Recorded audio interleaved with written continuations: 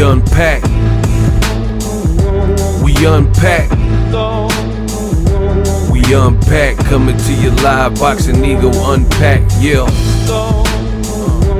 We unpack.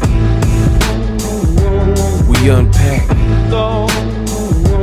We unpack. Coming to you live.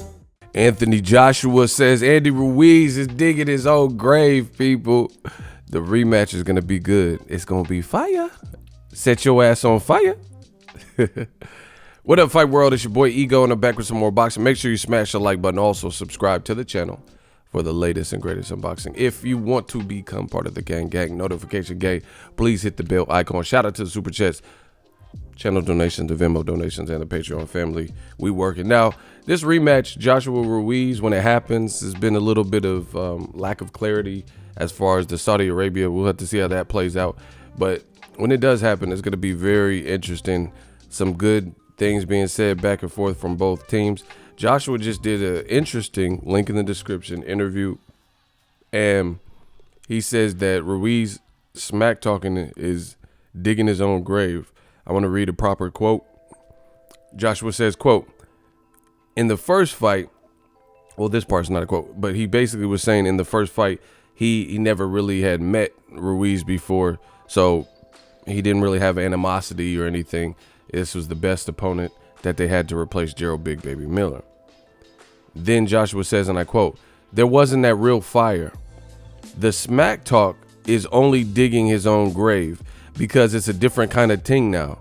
I want to show people the art of bouncing back, and that's what this is for me. Whether they believe it or not, they can run with it and take it as you please. I know what I need to do, and I am going to do it on my own instincts and then become, for the second time, the heavyweight champion of the world. I'm going to be two-time, right? He said, I took my L like a man, and I'm going to show people the art of bouncing back. That's what this fight is for me. I've got to resurrect myself and my spirit and realign myself, re-enlighten myself. I'm going for the second time to become heavyweight champion of the world. So, you know, Joshua, you know, in the words of the Enter the Dragon movie, one of my favorites, shout out to Bruce Lee. Man, you come straight out of a comic book, man.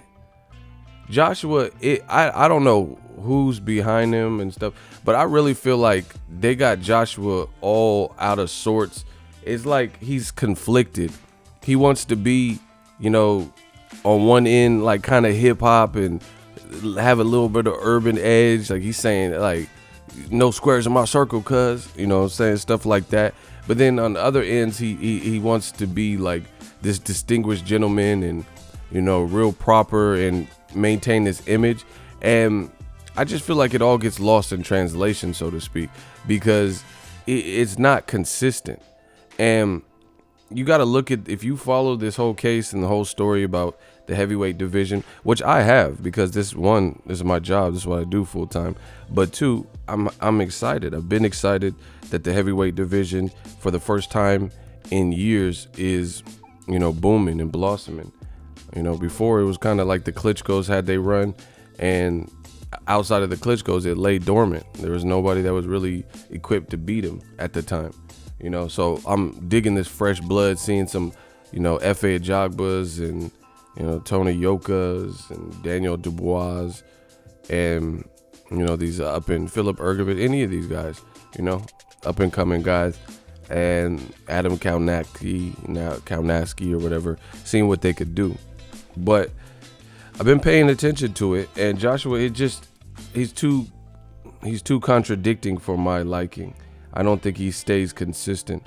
He keeps saying, like, I took my L as a man, and he came across like he did immediately upon the fight. But now if you listen to his recent interviews, he's really not taking it like a man, because in my opinion, he's making excuses.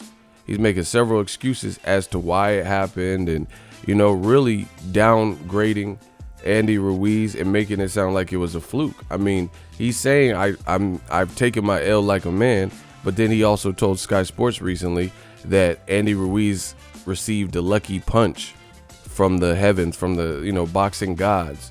So that doesn't really sound like taking your L like a man. You can't, and like in attempt to like demystify what happened, I feel like Joshua is not coping well with the loss. He's trying to exude this confidence. Oh, he's digging his own grave. I'm Anthony Joshua 2-time. And he builds up and he says things that sound good. They make good sound bites, good headline, digging his own grave. I will be 2-time. But I really question if he, not that he wants it, but if he believes what he's saying, because he'll also say other stuff and it just is too conflicting for me. So it makes it, bottom line is, when someone's not congruent with what they say, it makes you question them. If someone says, hey, I'm going to go do this, hey, I'm going to do this, I'm going to buy a new car, and then every single time it never happens, then, or they say contradictory things like within the days, it's going to make you question if you could trust what they're saying. It makes you sound unsavory, untrustworthy, that type of thing. And that's the vibe I kind of get with Joshua. He's making it sound, oh yeah, like he's trying to exude this alpha male confidence. Oh yeah, he's just digging his grave. But he did this the first time, and then he got stopped. Like, for example, he posted this picture where he looked real muscle bound, flexing. He's like, oh, I fear no man. And then somebody said, oh, Andy Ruiz called you a robot. He said, what? Did he? He said that? Then I'll break his jaw. He said these things, and you still got stopped. So now he's talking about digging his own grave, and, I'm going to punish him. We got to see it, because based on the performance, you can't get mad at people who have their doubts. Even your own fans have their doubts as to if you can switch this 4 or 5 months to fix everything in a disastrous, worst pro performance. So I think it'll be a good fight. Joshua is sounding confident, but I look, me personally, because I'm pretty good with character, I'm looking deeper than what's just being said, because between Team Joshua, Anthony Joshua, Eddie Hearns, Barry Hearns, you don't really know who to trust. So many players hating, trying to sound like us. You don't really know who to trust, because they say too many different things that oppose each other. So I can't really go off of that. Oh, he's digging his grave. And the other thing is, if you, as a person who takes a loss, I feel like you have to really compartmentalize that and internalize it and accept it. And Joshua, to me, had this fake aura of acceptance, like, oh yeah, Ruiz was the better man. It's Ruiz's night, and everyone's like, oh, look at how he's taking the loss. He's taking the loss like a true champion. But as we see, I had my inklings and suspicions about it, but now I'm starting to believe even more so that he did that to tame the rumors that were going on immediately after he lost, about him being stopped in sparring, coming into the sparring with a concussion, having a panic attack. So it was like they were putting it on thick that Anthony Joshua was, in good health and peace of mind, didn't have trouble with sparring. It was physio instead of rough sparring, which he later changed, things like that. So I don't think he was really being, this is my opinion, I don't think he was just being genuine and giving Ruiz his props. Here's why. There's a lack of congruency. If you were giving Ruiz his props and you just thought he was a good fighter, then that would remain. Why would you now be switching it and making it sound like Ruiz is not a top level fighter? It was just his night off of a fluke. Listen to everything that Joshua is saying. He's saying, I'm taking my L like a man, but he's really not, because he's now pretty much downgrading and almost attempting to justify why he lost, as opposed to say, man, I underestimated Duke. He came strong. I'm going to fix it. He's saying like excuses. He did this interview. He did another sit down interview explaining the loss. And he keeps having these commonalities of what he's saying. Like in this interview, he says there wasn't that real fire. He said, I just met Andy Ruiz. There wasn't this real fire. The other sit down interview, he said, why I lost to Andy Ruiz on YouTube. He said, oh yeah, I was on the road to Deontay Wilder, road to undisputed. I don't want to fight this guy. So he's trying to justify it, which is what people do, He's trying to justify why he lost, and it's like he almost can't figure it out. Like, so he has to come up with these stories, or maybe somebody else came up with these stories. Like, because it seems like Joshua has a lot of yes man in his corner, so someone came up with the story. Oh, you only lost because you didn't have the fire burning. You were thinking about Gerald Big Baby Miller. Yeah. You wanted to fight Dillian White. Yeah. You wanted to fight Deontay Wilder, Tyson Fury. Yeah. So it's like they concocted this scheme of some kind of bullshit way to justify why you got beat. Realistically, from what I've seen as a boxing fan and analyst, is Ruiz was stylistically your kryptonite. That's what I seen. It didn't have nothing to do with you didn't have the fire. It had something to do with he lets his hands go. You're not equipped to deal with counterpunching. You don't move your head. You don't have a tight defense like that. He's smaller, and you let him get on the inside, had a weak-ass jab. You know what I'm saying? So it's really more stylistic things as opposed to, a heaven-sent lucky punch and all this. You didn't have the fire burning. But again, from my perspective of knowing people and judging character, it looks like Joshua is flabbergasted. People are like shocked and, disappointed, let down, and he's feeling the type of way in his feelings like, damn, I really just lost everything in one night, and he don't like how it feels. And now he's trying to create almost a patsy in his brain to justify why he like, oh yeah, I was thinking about Wilder. That's it. That's not good. You got to just strip everything down to the raw essentials and figure out where you went wrong and just accept it. But if you can't accept the wrongdoing, then I don't see how you could be at peace. That's just my opinion, or fully, truly be at peace. I think Joshua would be better suited to get rid of his trainer, get rid of some of the unnecessary people on his team, cut the fat, and go back to the basics, because he only has 4 or 5 months to flip this all around, and his whole career is riding on it, especially with the stuff he's talking. He's talking like, oh, like he's going to punish Andy Ruiz. So if it's a repeat, you're going to look like David Price versus Tony Thompson. I don't believe in lucky punches. So you think Andy Ruiz has trained his whole life for a lucky punch, huh?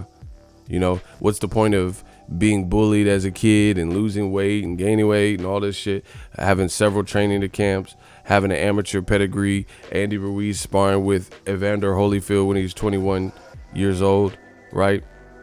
Going through a failed deal with Top Rank, being depressed, thinking about considering boxing, then hooking up with Al Heyman, fighting Dimitrenko, getting the call for the Ruiz Joshua fight, so he just went through all these motions just for this all to be determined by a lucky punch. That's bullshit.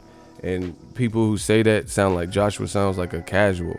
This is what, to me, that reminds me of casual boxing fans. They say that dumb shit, like, oh, Amir Khan was winning until Danny Garcia got a lucky punch. Danny Garcia didn't get no lucky punch. If you actually fucking watch boxing and know boxing, you'll realize and you'll watch. Danny Garcia was trying to land that hook all day. He was throwing it, but the thing is, Amir Khan was too fast at his feet, with his feet, and too quick, and he couldn't time it right. But he was throwing it. He was throwing the same shit. Just Amir Khan wasn't getting caught with it because he was just each, and then, in and out.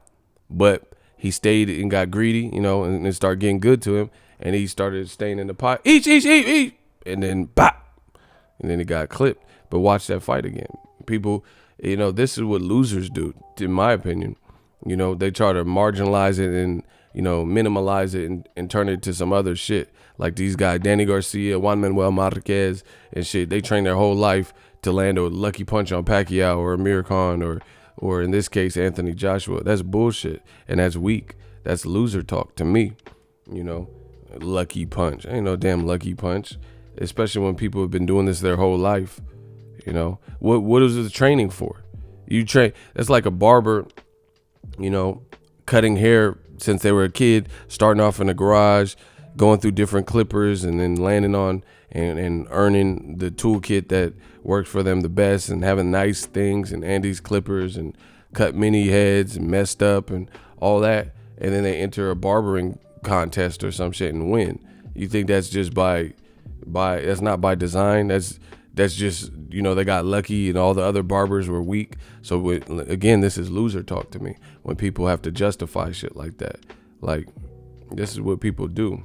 So to me, Joshua, I'm not a psychologist, but I don't feel he's fully accepted this because he keeps making excuses. A man who really accepted defeat will just be willing to move on and right his wrongs and correct it, go back to the basics. Joshua keeps talking about, I didn't have the fire. So, and he even said in the other interview, you got to put it all together because they're not going to just give it to you. You know, you got to put it all together and string all these interviews together and then draw conclusions, which is what I've done, you know, and it's been successful for me, new media. But Joshua, he has said stuff like, I didn't have the fire. I didn't want to fight him. I wanted to really fight against Deontay Wilder for undisputed. But then he did another interview when he's dissing Lennox Lewis with Sky Sports, and he said Lewis is a clown and Lennox is a clown. And then he said, I'm not worried about this undisputed business. You know, that was my problem, and it was the biggest curse. So which one is it? You know, that's what you got to ask. Which one is it, Joshua? First, you're blaming it on undisputed, and then now you're saying that you don't even care about undisputed right now. That was a huge burden and a huge curse. So what's up with these hot and cold flashes? You get me? That you keep getting with Anthony Joshua. It just, I can't have faith in that, you know. And trying to justify Ruiz winning as you didn't have the fire and it's because you didn't want it. And he even went as far to say, you know, Joshua doesn't sound like the smartest knife in the drawer. He went as far to say that there was no gain for him. So that's bullshit. How is there no gain in beating Ruiz when it's far more embarrassing losing to Ruiz based on his body type and what people's perception was, and he only had 5 weeks to train? So yeah, of course there's a gain. You gain another victory. You gain and keep your titles and retain your titles. You gain, you know, more clout. People are like, oh, this Joshua is dangerous. Another knockout. He's knocked out everyone except for Joseph Parker. And then you gain a ticket to the bigger fights, you know, Deontay Wilder, Tyson Fury, winner, or whatever. So to say there was no gain is really weak and really bullshit. Of course there's a gain.